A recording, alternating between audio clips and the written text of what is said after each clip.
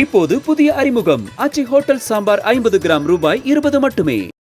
நிலைப்பாட்டை உறுதியாக சொல்வதில் தனக்கு எந்த தடுமாற்றமும் இல்லை என்று விசிக தலைவர் தொல் திருமாவளவன் தெரிவித்துள்ளார். மதுரையில் நமது செய்தியாளர் மணிகண்ட பிரபு நடத்திய கலந்துரையாடலை தற்பொழுது காணலாம். கட்சியை சீர்குலைக்க சதி நடக்கிறதா விமான நிலையத்துல தெரிவித்தீங்க. இந்த சதியை யார் செய்யறது? குறிப்பா பல விஷயங்கள் பரபரப்பா இப்ப பேசப்படுது. ஆதவ அர்ஜுனா விஷயம், விஜய் பேசியது, இது என்ன காரணம் சார்? இந்த கட்சியை சீர்குலைப்ப சதி நடப்பதாக சொல்லவில்லை. விசிகாவை குறிவைக்கிறார்கள் என்று சொன்னபோது விசிகாவை குறிவைக்கவில்லை, திமுக கூட்டணியை குறிவைத்திருக்கிறார்கள், விசிகாவை பயன்படுத்த பார்க்கிறார்கள். இதுதான் நான் தொடர்ந்து சொல்லிக் கொண்டு வருகிற செய்தி. ஆதவ அர்ஜுன் எங்கள் கட்சியின் துணை பொதுச் செயலாளர். 10-11 பேர் கட்சியிலே துணை பொதுச் செயலாளராக நியமிக்கப்பட்டிருக்கிறார்கள். துணை பொதுச் செயலாளர் அளவில் பொறுப்பிலே இருப்பவர்கள் மீது நடவடிக்கை எடுக்கும் சூழல் ஏற்பட்டால் தலைவர், பொதுச் செயலாளர்கள் உள்ளிட்ட முன்னணி தோழர்கள் கலந்தாய்வு செய்துதான் நடவடிக்கை எடுப்போம். அது ஒரு நடைமுறையாக கொண்டிருக்கிறோம். அதிலும் குறிப்பாக தலித் அல்லாதவர்கள் ஜனநாயக சக்திகளாக இந்த கட்சியிலே அங்கொன்றும் இங்கொன்றுமாக மிக முக்கியமான பொறுப்பிலே இருக்கிறார்கள். அவர்கள் மீது நடவடிக்கை எடுப்பது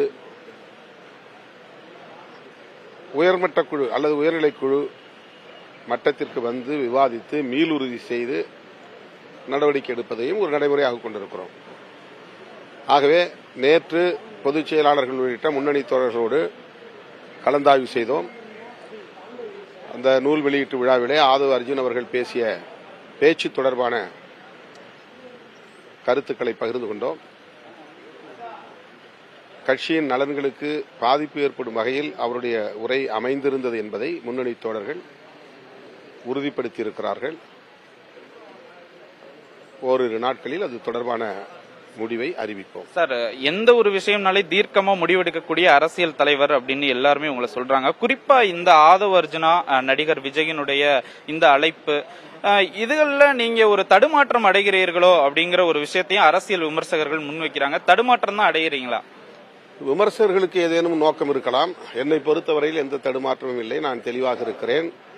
அவர்கள் எதிர்பார்ப்பதைப் போல அவர்கள் எதிர்பார்க்கிற நேரத்தில் அவர்கள் எதிர்பார்க்கிற பதிலை நான் சொல்ல வேண்டும் என்று கருதுகிறார்கள். இந்த விழாவில் பங்கேற்பதில்லை என்பதை விக்கிரவாண்டி மாநாடு முடிந்த ஓரிரு நாட்களிலேயே விகடன் பதிப்பகத்தாரிடம் நான் தெரிவித்து விட்டேன். அது மற்றவர்களுக்கு தெரியாது. ஏன் எந்த பதிலையும் சொல்லவில்லை, அவர் கலந்து கொள்கிறாரா இல்லையா, ஏன் இன்னும் சொல்லவில்லை என்று அவர்களுக்குள்ளே ஒரு குழப்பம். எனக்கு எந்த குழப்பமும் இல்லை. நான் சொல்ல வேண்டிய இடத்திலே ஏற்கனவே சொல்லிவிட்டேன். நான் தெளிவாக இருக்கிறேன். எதை எப்போது சொல்ல வேண்டும், எப்படி சொல்ல வேண்டும், எந்த இடத்தில் சொல்ல வேண்டும் என்பதுதான் ஸ்ட்ராட்டஜி, அதுதான் உத்தி. எந்த கட்சியுமே ஆட்சிக்கு வர வேண்டும் என்று விரும்பும். விடுதலை சிறுத்தைகளும் விரும்புகிறது. சாத்தியக்கூறுகள் எவ்வளவு என்பது வேறு.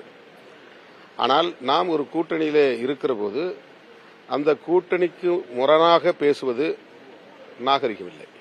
இப்போது புதிய அறிமுகம் ஆச்சி ஹோட்டல் சாம்பார் 50 கிராம் ரூபாய் 20 மட்டுமே.